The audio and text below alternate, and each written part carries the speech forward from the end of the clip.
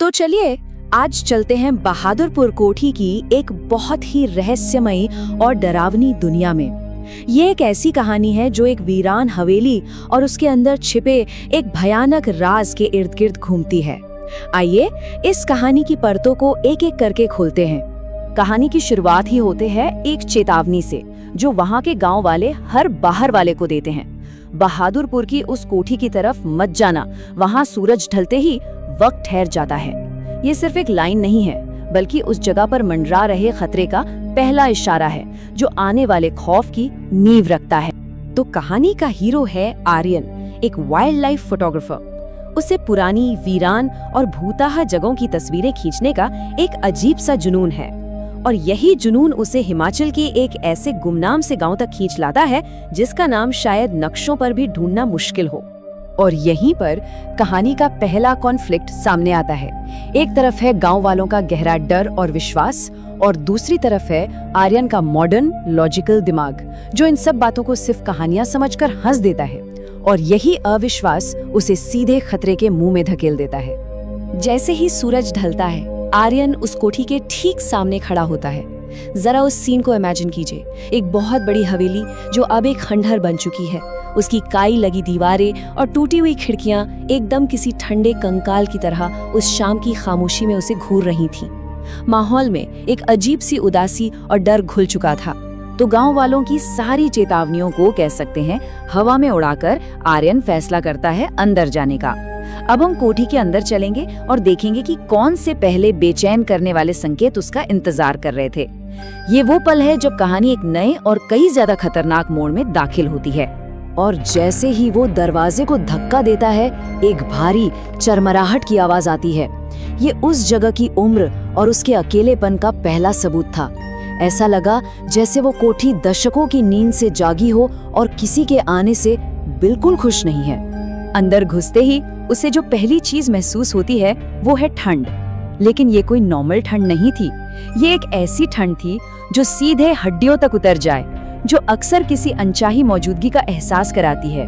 और फिर आर्यन को पहला पक्का सबूत मिलता है कि यहाँ कुछ बहुत ही ज्यादा गड़बड़ है।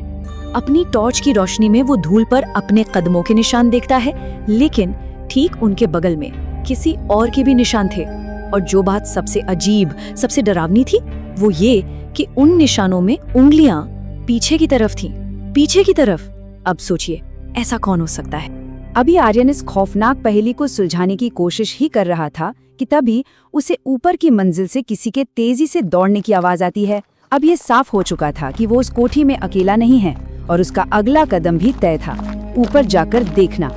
अब कहानी अपने सबसे ज्यादा डरावने हिस्से में पहुंच रही है। आर्यन हाथ में कैमरा लिए उस आवाज के पीछे पीछे कोठी की और ज्यादा गहराई में उतरता जाता है। अब वो आईने में उस चेहरे का सामना करने वाला है जो आतंक का एक प्रतिबिंब बन जाएगा। ऊपर एक लंबे सुनसान गलियारे की ठीक आखिर में उसे एक बड़ा सा आईना दिखता है जो शायद कभी उस कोठी की शान हुआ करता होगा। यही आईना इस कहानी के खौफ का सेंटर पॉइंट बनने वाला था। आर्यन अपनी टॉर्च की रोशनी आईने पर डालता है और उसका दिल जैसे एक पल के लिए धड़कना बंद कर देता है। क्यों? क्योंकि कमरे में वो बिल्कुल अकेला खड़ा था, लेकिन आईने में जो अक्स था उसके ठीक पीछे कोई और भी खड़ा था।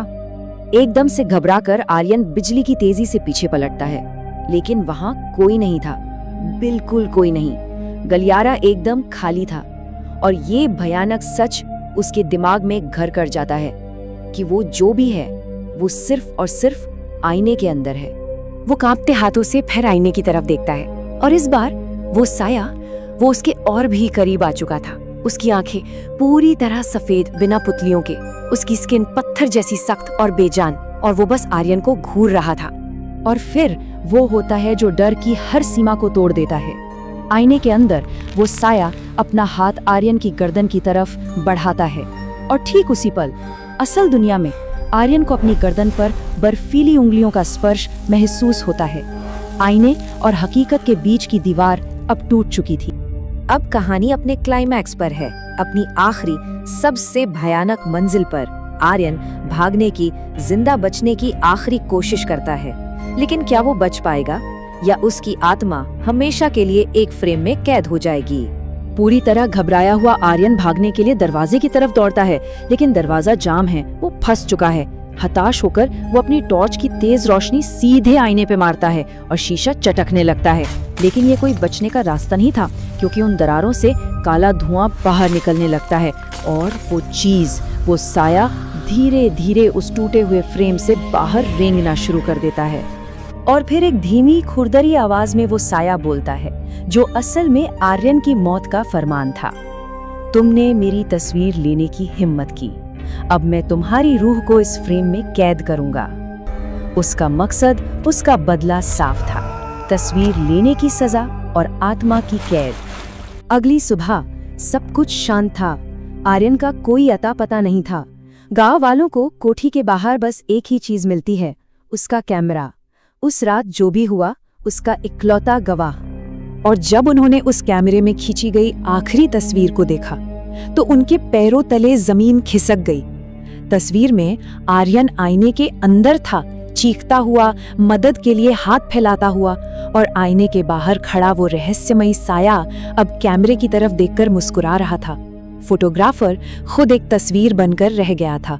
रुको, ये कोई साधारण चैनल नहीं है, खौफ टीवी। यहाँ कहानियां सिर्फ सुनी नहीं जाती, यहाँ डर को महसूस किया जाता है। सच्ची घटनाएं, रहस्य और वह खौफ जो रातों की नींद छीन ले। क्या आपका दिल इतना मजबूत है? तो अभी सब्सक्राइब कीजिए खौफ टीवी को, क्योंकि डर की शुरुआत यहीं से होती है।